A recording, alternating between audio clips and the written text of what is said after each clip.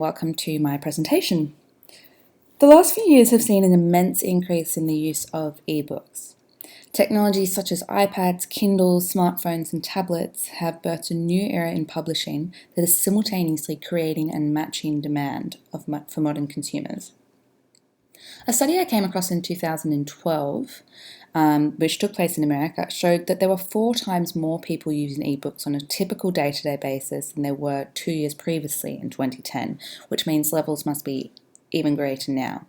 And as you can see on this graph here, people were choosing them over printed materials for their portability, their ease of reading, their ability to source a wide range of genres, and for their quick access to purchasing.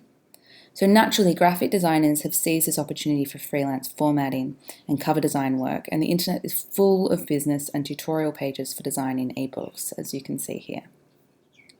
So I'll quickly show you my ebook on iTunes, on iBooks, you can see here, I've got the featured pages, but if I go to search The Hound of the Baskervilles, which is the text I did, you can see it comes up with a lot of options, but here's mine here.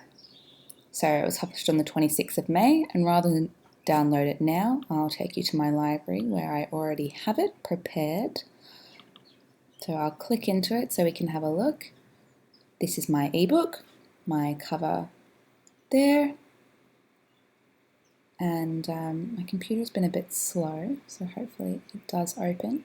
And I'll try not to hang on it too much, just in case. But you can see here I've got my table of contents with my chapters, and my intro page.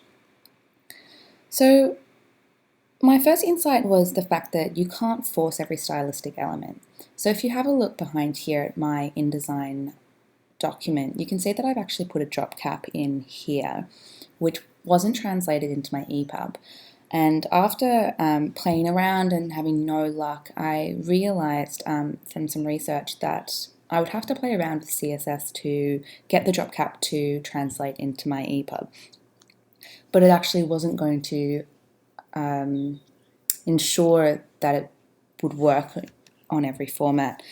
So I decided to not stress too much about that and realize that you can't force these elements. The same principle actually also applies for hanging indents and occasionally headers and footers. As I also have a footer here that is not up on my Epub. So my second insight was looking at designing an ebook cover.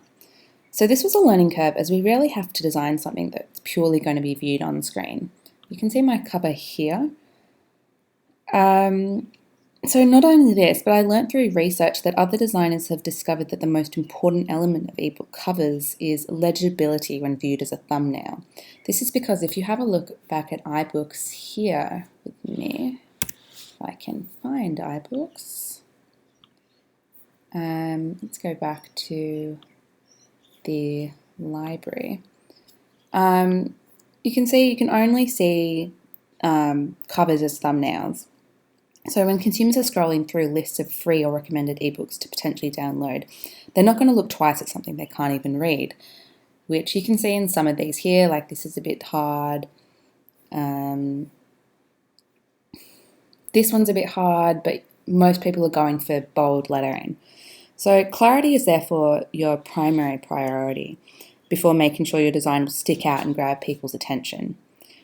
Interestingly, you need to keep in mind the fact your design will only be viewed at on a reasonable scale once the ebook is already downloaded, so it needs to be effective enough when it's small. This kind of competitive design was novel for me and a good challenge. I ended up investing quite a lot of time in making my type stark and commanding, as well as ensuring my imagery was different to my competitors, but thematically appropriate for Sherlock Holmes. So the last thing I thought about as an insight is publishing copyrights. So it's obviously quite important that we become familiar with the intricacies of copyright laws in publishing of other people's content or using public images. The project was thus a good introduction to this, as we are all presented with varying publishing rights. My own was covered under Project Gutenberg, but having a closer read, I realised that these were only addressing use within the United States. So I then had to go and read over Australia's copyright policies which I found here, to ensure that it would be legal for me to publish that text, which I did. So I found by having a look here at fair dealing what I can use with permission or without, and do I need it, that I was going to be covered and okay. So this was an interesting process, and it's really an appropriate one for any field, but especially graphic design, and especially if I want to consider creating ebooks as a freelancer. I'll have to be really aware of these kinds of sources. So the future application for this project are clear. The production of EPUBs is likely to be useful in many different settings, whether for freelance work or corporate. Being able to critically analyse the platforms in which your designs are going to be viewed is